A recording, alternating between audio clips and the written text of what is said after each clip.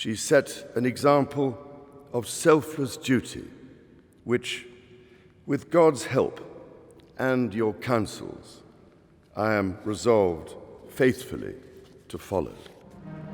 Having waited longer than any other British heir apparent, King Charles III acceded to the throne on the 8th of September 2022. It was a time of mixed emotions for Charles. For all the grief he felt at the loss of his darling mamma, he wasted no time in assuming his duties as monarch. Yet there have, so far, been no great sweeping changes to the monarchy. He has put his own stamp on the role of sovereign, but the emphasis has been on stability and continuity. Determined to remain relevant and address big issues, he has endeavoured to support communities where he can. When troubles at the Manston Migrant Centre made front-page news, King Charles met refugees from Syria, Ukraine and Afghanistan who had settled in Aberdeen.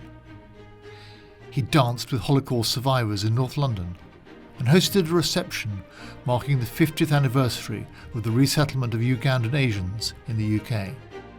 He addressed the cost of living crisis in his Christmas broadcast and acknowledged the anxiety faced by many.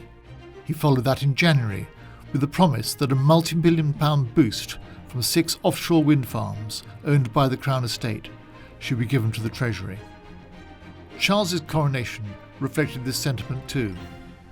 In a period of economic crisis, his coronation was a less grandiose occasion than his mother's lavish ceremony in 1953. He included a multi-faith, multilingual service featuring female clergy and a gospel choir mirroring a multicultural and progressive society.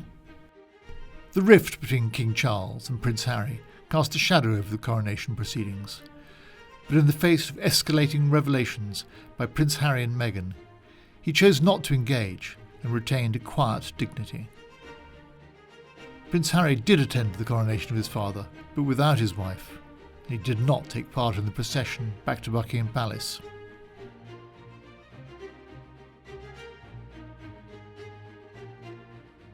Celebrating his official birthday with Trooping the Colour on June the 17th, the King enjoyed a flypast with the Queen on the balcony of Buckingham Palace. This was the new slimmed-down monarchy, working royals only, led by the Prince and Princess of Wales and their children Prince George, Prince Charlotte and Prince Louis. A state visit to France will be his next international engagement, followed by a longer overseas tour in the autumn.